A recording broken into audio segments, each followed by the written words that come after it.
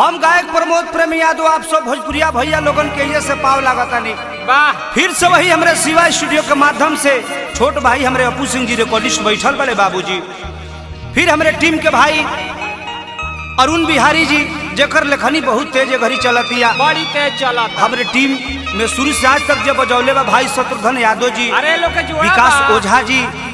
और हमारे छोटू मियाँ सभी हमारे भाई लोग बा टीम में बजावत है बाबूजी। हाँ हाँ, और सहयोगी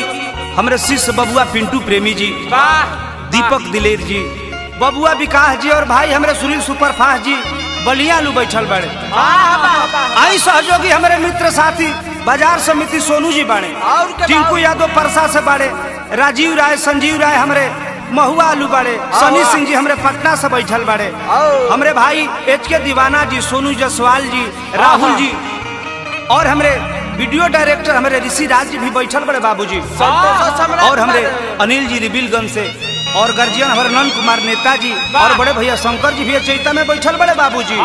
और माया जी के तो डांस के जोड़े नहीं। ये चैत के महीना में देखी कैसे कैसे महसूस होला, कैसे ही करे औरत अपना मर्द की यहाँ शिकायत करतिया,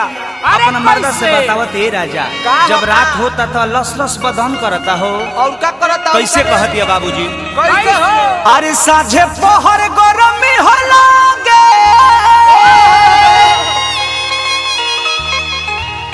अरे हो तो भोरे लागे हो जा,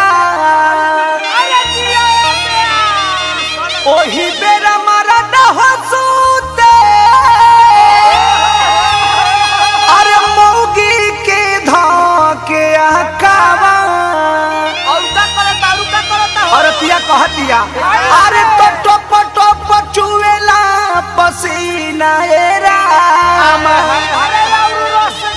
टप टप चुवेला पसीना हो हवे चैत के महीना, टप टप चुवेला पसीना हो हवे चैत के महीना, टप टप चुवेला पसीना हो हवे चैत के महीना, टप टप चुवेला पसीना हो हवे चैत के महीना।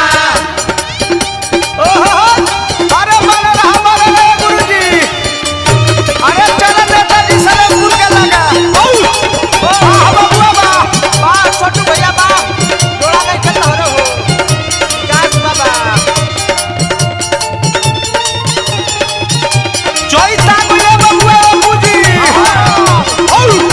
अरे जी हो करे जा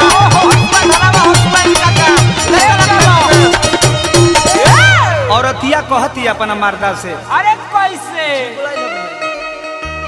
सन सन लू कहबा है बाउर लागे उल्टा हो बेला, कट जा लगे हुआ रे जौवा, अरे खाली लागे खेतमा हो बाधा, हरियर फुलाला पुदीना हो हवे चैत के महीना, हरियर फुलाला पुदीना हो हवे चैत के महीना, टप टप चुवेला पसीना हो हवे चैत के महीना, टप टप चुवेला पसीना हो हवे चैत के महीना। जय हो रे हमारे बबुआ, ले चलो टीकू भाई के लगे परसा, ले चले का कल्याण